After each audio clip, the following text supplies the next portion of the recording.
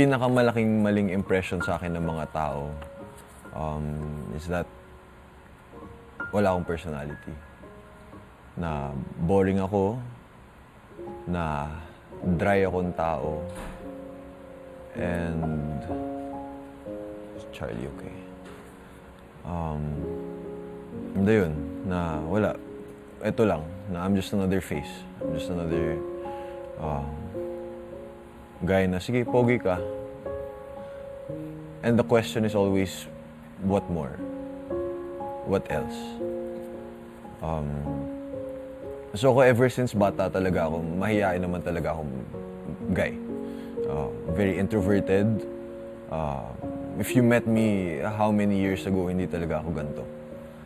Hindi ako madaldal. Hindi ako mag-i-initiate ng conversations. Throughout my life, I've been very lucky. I've been very lucky that people have taken a chance on me to find out who I really am. In every stage of my life, I've been blessed to find my people. I've been blessed to have multiple groups of friends that really know who I am, that really appreciate me for what I do, what I stand for, and just what kind of friend I am. So, sure, I think this is the answer to that question. Na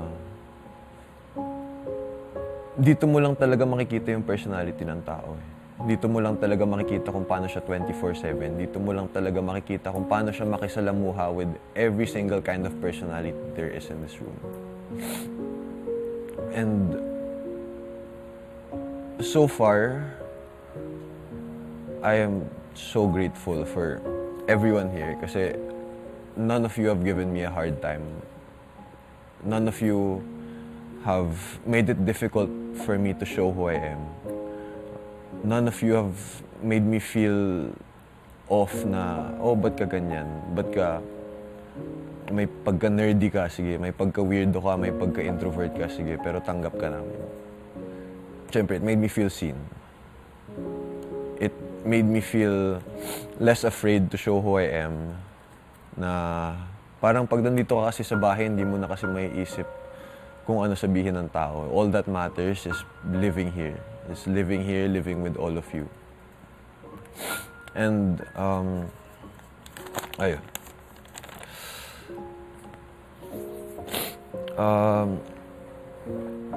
So at the end of it all, I just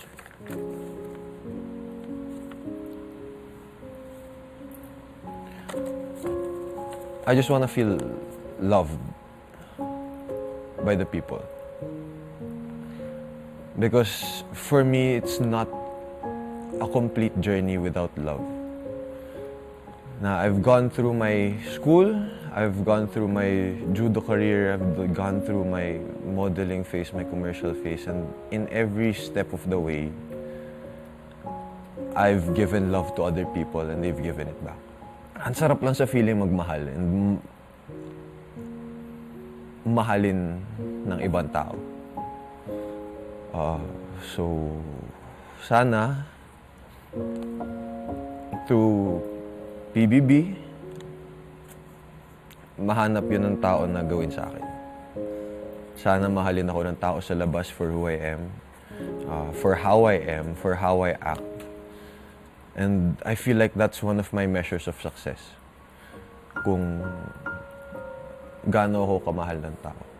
So let's just spread love.